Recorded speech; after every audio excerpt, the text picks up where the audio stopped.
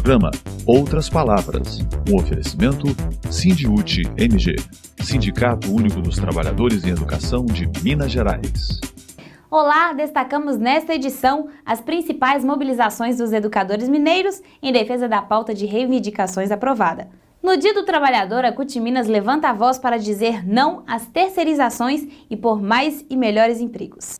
De Brasília, a CNTE traz informes sobre a política que prevê a adoção da escola de tempo integral no ensino fundamental. Educação em debate. No mês em que se celebra o Dia do Trabalhador, os profissionais da educação pública de Minas Gerais destacam as suas principais bandeiras de lutas e reforçam os eixos da campanha salarial educacional de 2016. Por uma educação transformadora, valorização profissional, condições de trabalho, não à privatização. A campanha salarial educacional 2016 dos trabalhadores em educação contempla vários itens que dizem respeito a uma educação de qualidade, a salário e carreira, política de remuneração, vínculo funcional e quadro de escola. Também IPSENG, previdência, gestão democrática da escola e do sistema educacional, demandas específicas dos servidores das superintendências regionais de ensino e também do órgão central. Demoramos muito a criar condições, de constituirmos um movimento consistente em busca, de estarmos pleiteando as correções das nossas distorções, e agora nós estamos batalhando para que o governo que foi eleito com essa perspectiva reconheça a importância da educação e passe a tratá-la num contexto que ela merece, que é o contexto de valorização e da correção das tabelas distorcidas, aplicadas ao administrativo, ao quadro administrativo, e que dessa forma a gente possa estar sempre avançando na perspectiva de alcançarmos uma educação de qualidade no estado de Minas Gerais. Meu nome é Jael, eu sou de Governador Valadares, trabalho na SRE desde 2002. Muitas vezes quando a gente fala educação, quando você lê luto por educação, você pensa em professor. E a gente quer que as pessoas vejam que não é só professor que faz educação, que para o professor estar dentro de sala de aula é necessário que tenha todo um outro pessoal aparando os servidores, o professor dentro da sala de aula. Nós temos as pessoas que limpam as escolas, temos as pessoas que cuidam da vida funcional dos professores, nós temos pessoas que fazem o pagamento, a aposentadoria, e é por isso que a gente está lutando. Essa pauta foi aprovada em Assembleia Estadual pela categoria em março desse ano. Já teve o protocolo político feito na Assembleia Legislativa, na Secretaria de Educação, também na Secretaria de Planejamento e Gestão, e essa pauta é a mola mestra que move a luta dos educadores em Minas Gerais. Importante dizer que não é uma luta apenas do Sindiúti, ela precisa ser apropriada por todos os educadores, por todos vocês que batalham por melhores condições de trabalho, salários, carreira. Essa luta também é em favor de uma educação pública de qualidade social para todos e todas, especialmente para os filhos da classe trabalhadora. Nós queremos a reivindicação imediata de todas essas pautas dos trabalhadores, que é tanto a pauta da valorização do trabalhador, a pauta de um currículo que atenda realmente os nossos alunos, que eles tenham uma formação profissional e possam se ingressar no mercado de trabalho com qualidade, e também na parte nossa que é da saúde do trabalhador, onde nós temos o IPSENG, que não está sendo conduzido como deveria. Nós estamos no interior sem hospitais credenciados que nos atendem em todas as especialidades. Nós temos aí a construção do hospital do IPSENG, que nós aprovamos no fórum do IPSENG aqui em Uberlândia, como prioridade para este governo, e estaremos cobrando, porque nós achamos que nesse fórum é o momento de debate, é o momento de colocarmos as nossas ideias e fazermos as nossas reivindicações. E estamos aqui para isso e vamos colocar no debate e vamos reivindicar, porque é somente a luta que garante conquistas. Calendário de lutas. 29 de abril, não esqueceremos. Com esses dizeres, mais de 35 mil pessoas se reuniram no Centro Cívico, palco do massacre dos educadores do Paraná.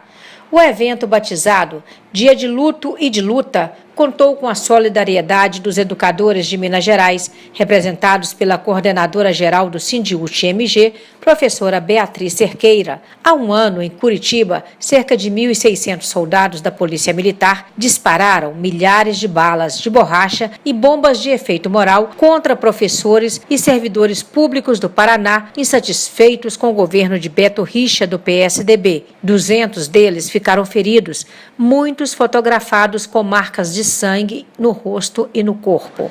A Confederação Nacional dos Trabalhadores em Educação, CNTE, aproveitou o dia 29 para promover a Semana Nacional em Defesa e Promoção da Educação Pública, com o objetivo de debater a importância do educador no processo de ensino no Brasil. A CUT Minas, os movimentos sociais, outras centrais sindicais e entidades que integram o Fórum Sindical e Popular de Saúde do Trabalhador participaram, dia 28 de abril, em Mariana, da solenidade do Dia Mundial em memória às vítimas de acidentes e doenças do trabalho. Mariana foi escolhida para a realização do evento para não deixar que o maior crime socioambiental do Brasil, nos últimos tempos, caia no esquecimento. A audiência pública da Comissão de Trabalho, Previdência e Assistência Social da Assembleia Legislativa homenageou os 16 trabalhadores, 12 deles terceirizados, os 3 moradores do distrito de Bento Rodrigues, que foram mortos, e uma pessoa desaparecida após o rompimento da barragem do Fundão, da mineradora Samarco, empresa controlada pela Vale BHP, em 5 de novembro do ano passado. A presidenta da CUT Minas, Beatriz Cerqueira, fez uma homenagem aos que morreram nessa tragédia, mas lembrou que alguém precisa pagar pelas mortes que poderiam ter sido evitadas. A gente precisa realmente aprender com essa dura lição que Minas Gerais está vivendo, né? A solidariedade que eu vi em Mariana é muito presente, muito forte, mas nós não podemos nos resumir à solidariedade. Alguém precisa pagar pelas pessoas desaparecidas e pelas mortes já confirmadas. As coisas não podem ser tratadas como um mero acidente, uma questão de casualidade. Ao contrário, poderia ter sido evitada, as mortes poderiam ter sido evitadas, e a população precisa ter uma assistência coletiva, porque a experiência dos atingidos por barragens demonstra que daqui a pouco a empresa oferece recursos individualmente para as pessoas, sem cuidar da região, sem cuidar da coletividade daquela comunidade, achando que uma indenização individual resolve o problema. E na verdade não resolve. A vida da comunidade não pode ser tratada dessa forma. Numa homenagem simbólica a todos os atingidos pela tragédia de Mariana, Marta Freitas entregou uma placa alusiva à audiência e ao Dia Mundial em memória das vítimas de acidentes e doenças do trabalho, a José Nascimento de Jesus, o Zezinho do Bento, morador de Bento Rodrigues. O Sindicato Único dos Trabalhadores em Educação de Minas Gerais, Sindiúti-MG, em parceria com a subseção do DIEESE-MG, realiza uma pesquisa inédita via internet para todo o Estado. Seu objetivo é traçar um perfil dos trabalhadores e das trabalhadoras em educação de Minas Gerais. O sindicato busca ainda se instrumentalizar para aprimorar ainda mais os seus processos de negociação com o governo do Estado e, assim, atacar os problemas existentes na escola pública e na profissão de educador. Se você é trabalhador em educação da rede estadual, responda à pesquisa através do site sindiuti.mg.org.br. Estão abertas as inscrições para o hashtag 5blogprog, 5º Encontro Nacional de Blogueiros e Ativistas Digitais, que neste ano de 2016 acontecerá na cidade de Belo Horizonte, entre os dias 20 e 22 de maio. O mote da 5ª edição é hashtag Menos Ódio, Mais Democracia. Na sexta-feira, o tema a ser debatido são os desafios da democratização da cultura e da mídia. No sábado, as forças políticas e a democratização da comunicação estarão em pauta, seguidos de discussão sobre mídia e democracia no continente. Também estão planejadas rodas de conversas sobre experiências e desafios do ativismo digital. À noite, haverá atividade cultural. No domingo, dia de encerramento, os estados farão relatos de suas reuniões e será aprovada a Carta do Encontro.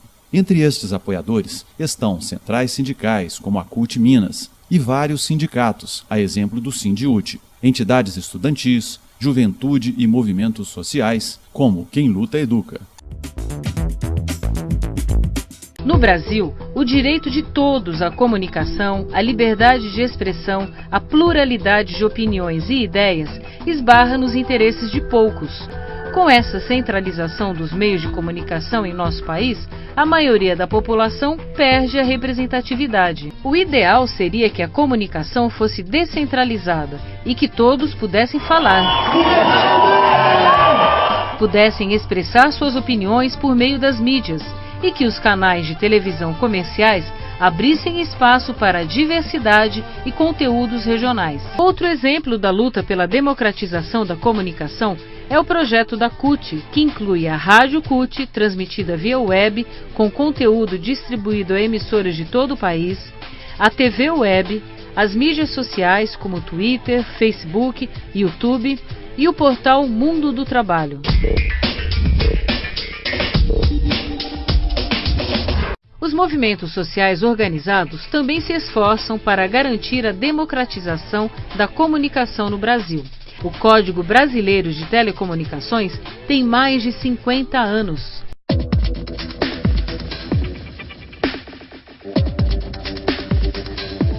Os blogueiros progressistas avançam. O grupo de jornalistas que utiliza a internet para divulgar conteúdo diferenciado e promover reflexão é cada vez mais a opção de milhares de brasileiros. Mas os blogueiros são alvo de ataques. A gente hoje está disputando num campo totalmente controlado pelo adversário. Os juízes, não estou dizendo do judiciário, mas os juízes são do adversário, os bandeirinhas são do adversário. O nosso gol é um pouquinho maior que o deles. A gente está num campo muito desigual. Até algum tempo atrás falavam que era quarto poder. Eu estou chegando à conclusão de que é o segundo Estado. É bom para a sociedade, mas eu acho que é bom até para a própria mídia convencional, que tenha vozes dissonantes, né? Assim, a democracia precisa disso. O país anda para frente, é melhor, assim, não tem condições da gente morar num país onde toda a mídia tem uma mesma visão de pensamento, uma mesma linha política, uma linha social. É necessária uma maior pluralidade, uma diversidade, e eles não estão acostumados com isso. Você pode dizer que milhões e milhões de brasileiros hoje estão calados. Eles não podem se comunicar. Eles são apenas receptores de informações dadas por meia dúzia de famílias e alguns monopólios midiáticos. Como enfrentar isso? Eu acho que abriu-se uma brecha, que eu não sei quanto tempo dura, das novas tecnologias. Um passo a gente já deu, né? Os blogueiros, por exemplo, têm se organizado, têm associações, os pequenos empresários da comunicação têm associações também, para poder fazer a disputa política, porque infelizmente o governo brasileiro não está levando essa discussão adiante. Está na mão dos movimentos sociais, das pessoas que se importam com isso. A articulação, uma organização de fato em torno de grandes ideias e do que é liberdade de imprensa para a gente, e um trabalho de convencimento das pessoas que estão fora desses movimentos, tanto de um lado como de outro, eu acho fundamental nesse momento. Nós precisamos fortalecer os nossos próprios meios, nós não podemos ser pautados por essa mídia que está aí. Comunicação não é gasto, comunicação é investimento na luta de ideias. O segundo grande movimento é lutar para quebrar um pouco o poder desses grupos monopolistas. Então é lutar para democratizar os meios de comunicação. Quando você não regulamenta, quem regulamenta é o poder do mais forte, é o poder do capital. Então, para algumas grandes conglomerados, não interessa regulamentar. Porque eles já detêm o meio, eles já detêm o instrumento e eles fazem valer a liberdade de expressão deles. Nós não queremos, de forma nenhuma, cercear o direito de liberdade de expressão de nenhuma emissora. Mas nós também queremos ter o direito de liberdade de expressão. A CUT quer ter o direito. O Movimento Sem Terra quer ter o direito de liberdade de expressão. Temos a clareza da importância que a comunicação é um direito, é um direito dos brasileiros e das brasileiras, por isso é um bem público, por isso tem que se tornar uma política pública. E aí, por isso, nós precisamos fazer todo esse debate de qual comunicação nós queremos para esse Brasil. Mas também nós temos a clareza que o movimento sindical tem que construir a sua rede de comunicação, tem que construir a sua estrutura de comunicação. E para isso, a CUT precisa ter proposta, para isso a CUT precisa construir rede, para isso a CUT precisa articular.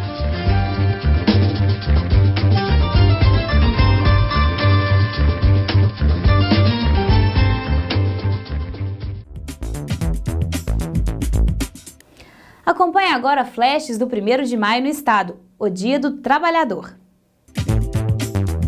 Momento CUT Minas. Movimentos sociais, sindicais, populares e estudantis, sob a coordenação da Frente Brasil Popular, saíram em marcha de Ouro Preto no dia 21 de abril, rumo a Belo Horizonte, onde chegaram no dia 26 e se reuniram com o governador Fernando Pimentel no Palácio da Liberdade. A marcha reuniu militantes do Movimento dos Trabalhadores Rurais Sem Terra, MST, e dos atingidos por barragens, que reforçaram o coro contra o golpe e em defesa da democracia. A marcha popular da Frente Brasil Popular Minas Gerais em defesa da democracia contra o golpismo no Brasil. Tivemos recentemente uma reunião com o governador Fernando Pimentel, onde reafirmamos a importância do governo do estado de Minas Gerais se colocar frente à tentativa de golpe que está tendo no Brasil, se colocando Minas Gerais como uma trincheira de luta em defesa do padrão democrático construído no país e para avançar também nas pautas e as conquistas populares e não ter o retrocesso que significar esse golpe para cima dos trabalhadores, para cima da soberania do povo brasileiro. Nesse sentido, a Frente Brasil Popular em Minas lançará agora um grande movimento de luta em Minas Gerais, instalando aqui na Praça da Liberdade um acampamento em defesa da democracia, em defesa dos direitos da classe trabalhadora. Fundamentalmente um momento de enfrentamento ao golpismo e à tentativa de retirada de direitos do povo mineiro e do povo brasileiro. Nós fizemos uma reunião com o governador, pactuamos de que ele tem a obrigação de reconhecer a legitimidade da luta social e do movimento popular, e é com esse espírito que nós esperamos também que esse governo se posicione diante de qualquer tentativa de golpe, já que foi a maioria do povo mineiro que o elegeu, e o elegeu para construir um outro projeto para Minas Gerais. E assim nós estaremos acampados na Praça da Liberdade a partir do dia 1º, com um acampamento da democracia contra o golpe, na resistência, e esperando que o povo mineiro se some e a gente consiga barrar essa onda conservadora. Para os manifestantes, um momento também de fazer alertas sobre os perigos que a atual conjuntura política oferece à classe trabalhadora.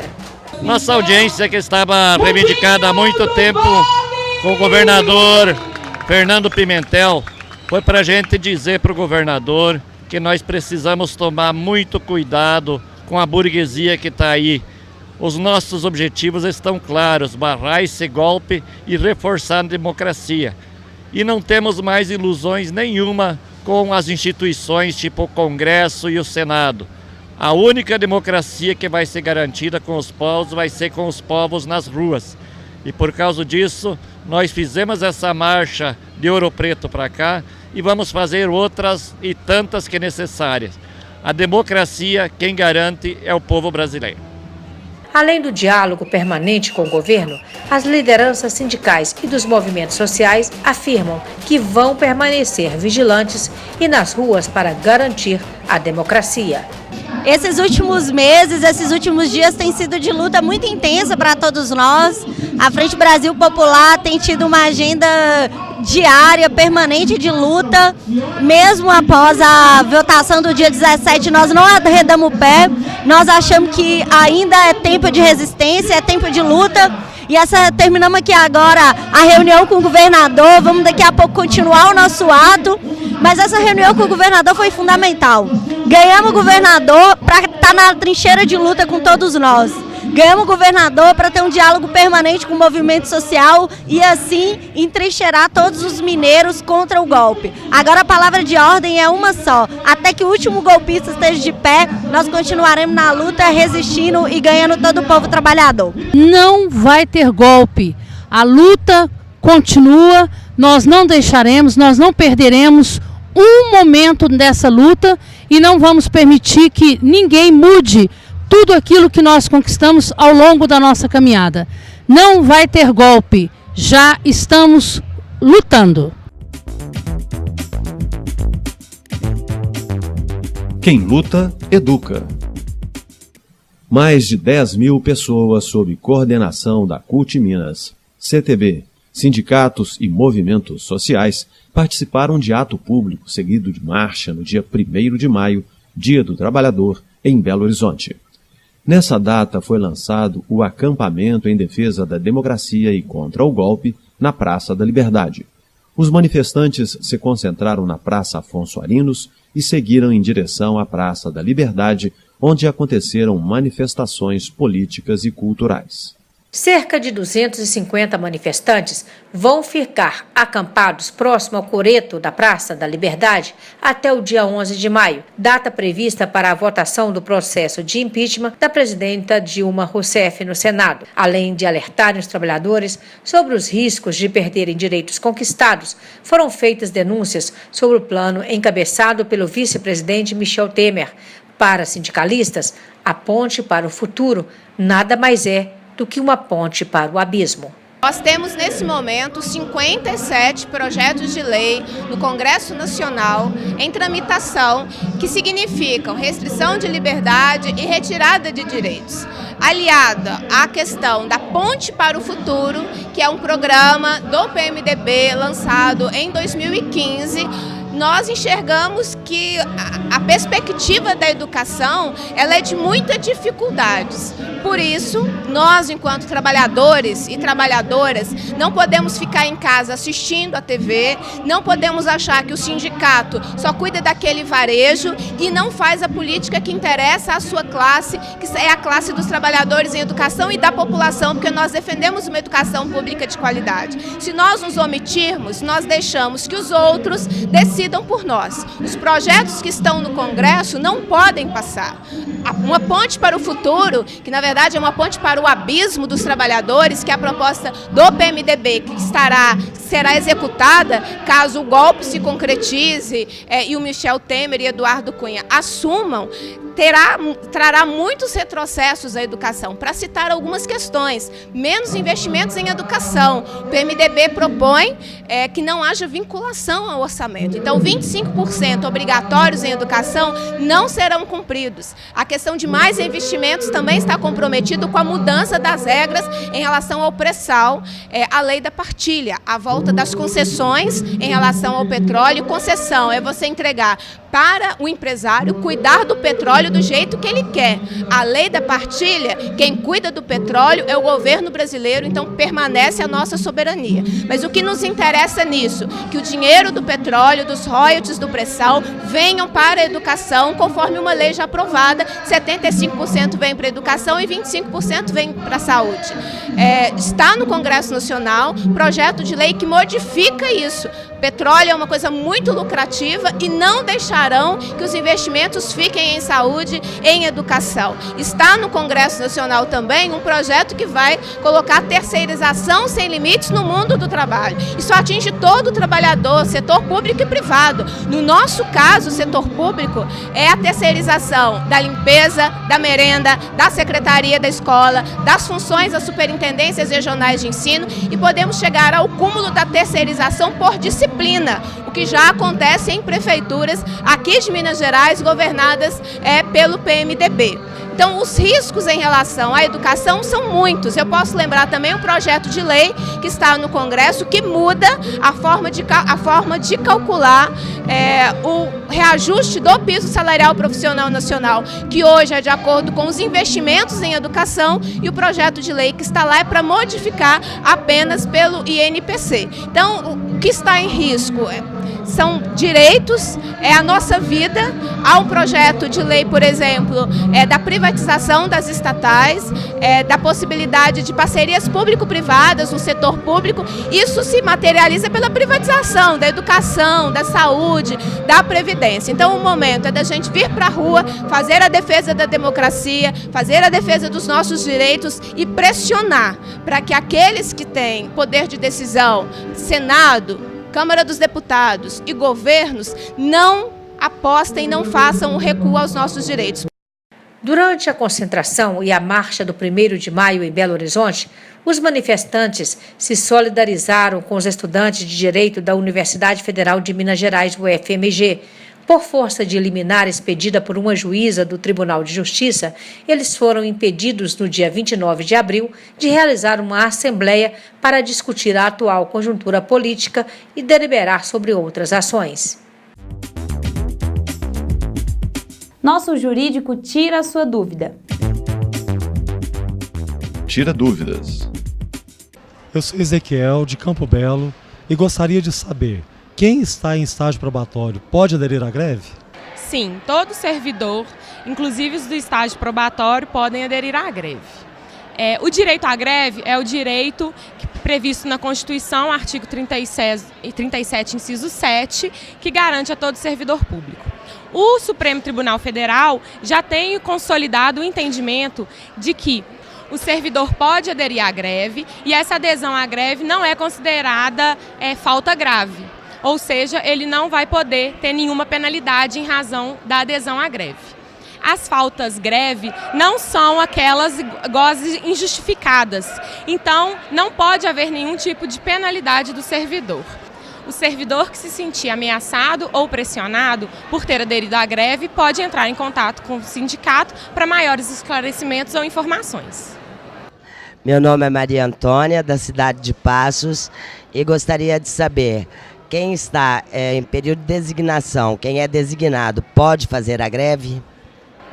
Pode. Todo servidor, inclusive o designado, pode aderir à greve. O direito ao exercício da greve é previsto na Constituição, artigo 37, inciso 7. Então, todo servidor pode aderir à greve. Como as faltas em razão da adesão à greve não são faltas injustificadas, não pode haver nenhum tipo de punição em relação a elas. O servidor designado não pode ser punido em razão da greve. Então, se isso estiver acontecendo com você, você procure o sindicato para maiores informações que nós podemos ajudar. Vamos a Brasília com as notícias da CNTE. Momento CNTE. A audiência pública debateu na Comissão de Educação, Cultura e Esporte o projeto de lei do Senado, PLS 255 de 2014, que prevê a adoção da escola de tempo integral no ensino fundamental. A proposta é estabelecer carga horária de pelo menos 1.400 horas para os estudantes das redes públicas de ensino. Hoje são, no mínimo, 800 horas-aulas por ano. O texto modifica o Plano Nacional de Educação e a Lei de Diretrizes e Bases da Educação Nacional. A carga horária mínima seria gradativa, avançando um ano de escolaridade a cada ano letivo, de forma que, em 2024, todo o ensino fundamental esteja contemplado com a nova política. Para a secretária executiva da Confederação Nacional dos Trabalhadores em Educação, CNTE, Lirani Maria Franco, é preciso, entretanto, avançar para garantir um novo modelo de educação. Nós temos que pensar na escola de tempo integral com espaços amplos, abertos, com laboratórios, com informática, com espaço para o teatro, para a música, para o lazer, para a arte, para a cultura, para o esporte, para o lazer. E essas nossas escolas, hoje, as suas estruturas físicas ainda não comportam isso. Os profissionais da educação, todos os profissionais da educação também deverão ter uma formação inicial e continuada que atenda a novas propostas metodológicas, a um novo olhar para o currículo, a um novo olhar para o fazer pedagógico, para o aprender e ensinar. Então, essa escola que nós temos hoje, ela não dá conta disso. Então, pensar a escola de tempo integral é pensar que temos que ter um bom investimento, que temos que acumular nesse processo. A CNTE ainda questiona a distribuição do tempo, com mais aulas de disciplinas como matemática e português, por exemplo. E também é contra a inclusão no texto de que as atividades possam ser desenvolvidas por estudantes que apresentem aptidão para o ensino. Nós não queremos que as escolas de tempo integral é para oferecer espaço para estagiários ou para estudantes universitários. Nós queremos profissionais formados, qualificados e preparados para interagir com o aluno que vai ficar em torno de 7 horas no ambiente escolar.